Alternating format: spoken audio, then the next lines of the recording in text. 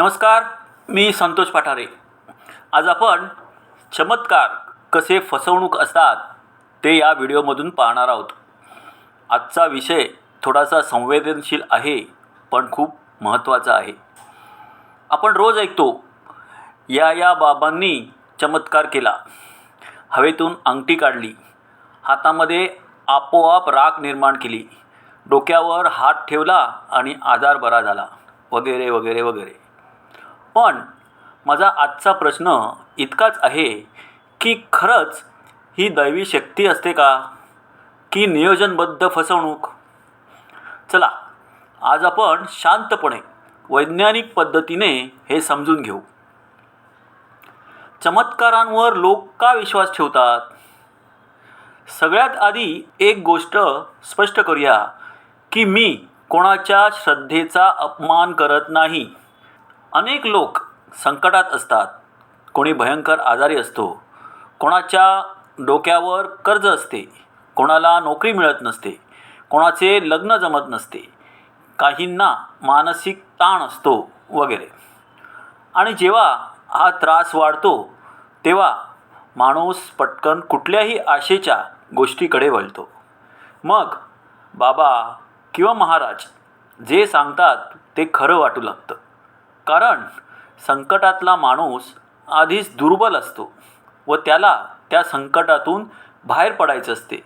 त्यामुळे तो माणूस पटकन आशेवर विश्वास ठेवतो आणि इथेच फसवणुकीचा दरवाजा उघडतो.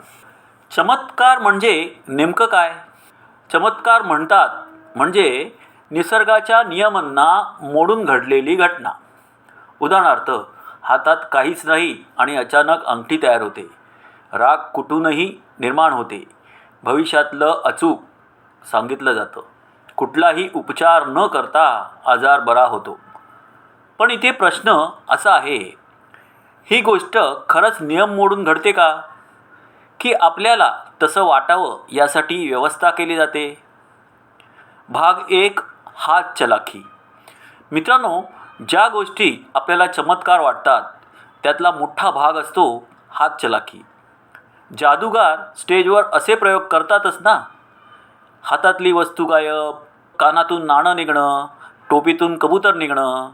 आपल्याला माहीत असतं की ती ट्रिक आहे, म्हणून आपण वा म्हणतो. पण बाबा तेच करताना म्हणतो दैवी शक्ती आहे. आता लक्षात घ्या, जादूगार सत्य सांगतो, बाबा खोटं सांगतो. फरक इथे आहे. अंगठी काढणे, राख निर्माण करणे हे कपड्यात, हाताच्या बोटात, तोंडात किंवा वस्तूमध्ये लपवून केलेले प्रयोग असतात. ही सगळी हात चलाखी असते. आपलं लक्ष दुसरीकडे वळवलं जातं आणि खेळ झाला की चमत्कार वाटतो. भाग 2, माहिती आधीच गोळा करणे, कोल्ड रीडिंग किंवा सेटिंग. दुसरी मोठी युक्ती असते लोकांची माहिती आधीच काढून घेणे. हे कसं होतं? कार्यक्रमाच्या बाहेर कार्यकर्ते लोकांशी गोड बोलतात. कशासाठी आलात असं विचारतात. आजार कोणता, नाव काय, घर कुठे, आणि मग ही माहिती बाबांपर्यंत जाते.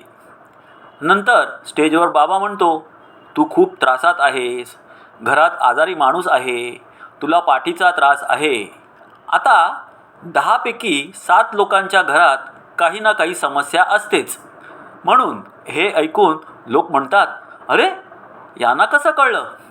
पण खरं सांगू का, हे दिव्य नाही, हे डेटा आहे. भाग 3, प्लेसिबो इफेक्ट, विश्वासामुळे फरक. तिसरा भाग जास्त महत्त्वाचा आहे. काही लोक म्हणतात, मला खरंच बरं वाटलं. हो, काही वेळा खरंच वाटू शकतं, पण त्याला विज्ञानात म्हणतात प्लेसिबो इफेक्ट. म्हणजे काय?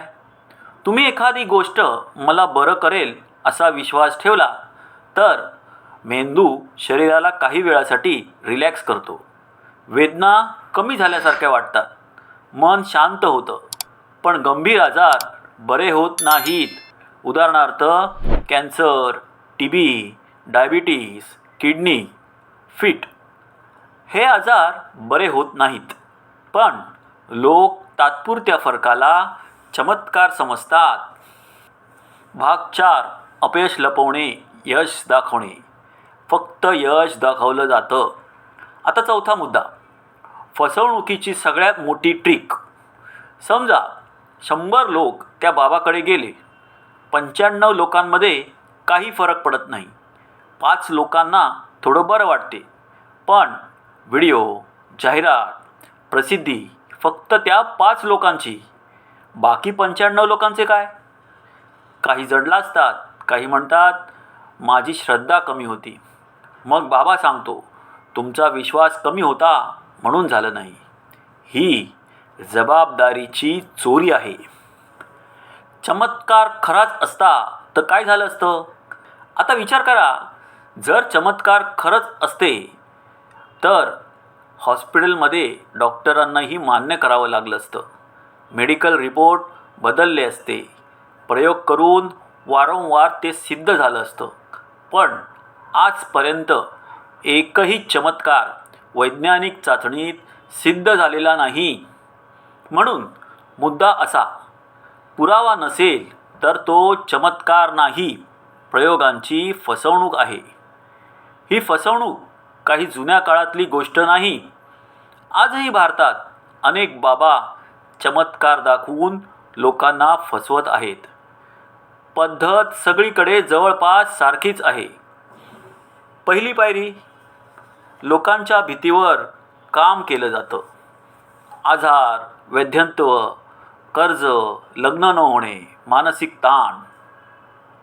दुसरी पायरी, तुमच्यावर संकट आहे, दोष आहे, कोणीतरी अडथळा आणतोय असं सांगून भीती निर्माण केली जाते. तिसरी पायरी, मग उपाय दिला जातो. अंगठी, ताईत, पूजापाठ, खास विधी.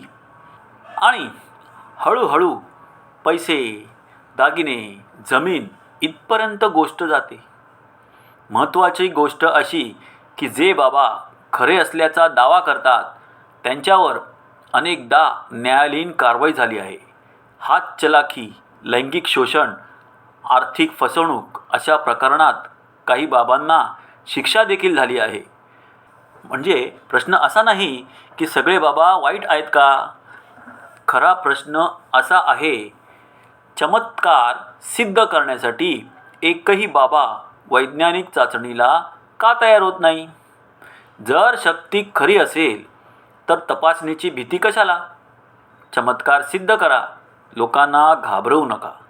आज भारतात अनेक बाबा चमत्कार, दोष, भूतबाधा यांच्या नावाखाली लोकांना फसवत आहेत. पण प्रश्न असा आहे, हे सगळं कायदेशीर आहे का? की यासाठी कायदा आहे? आता आपण पाहूया बाबागिरीवर कायदा काय सांगतो आणि एक नागरिक म्हणून तुमचे हक्क काय आहेत. बाबागिरी आणि कायदा. बाबागिरी म्हणजे काय? कायदेशीर अर्थ काय? प्रत्येक धार्मिक गुरु चुकीचा नसतो. पण बाबागिरी म्हणतात ती कशाला?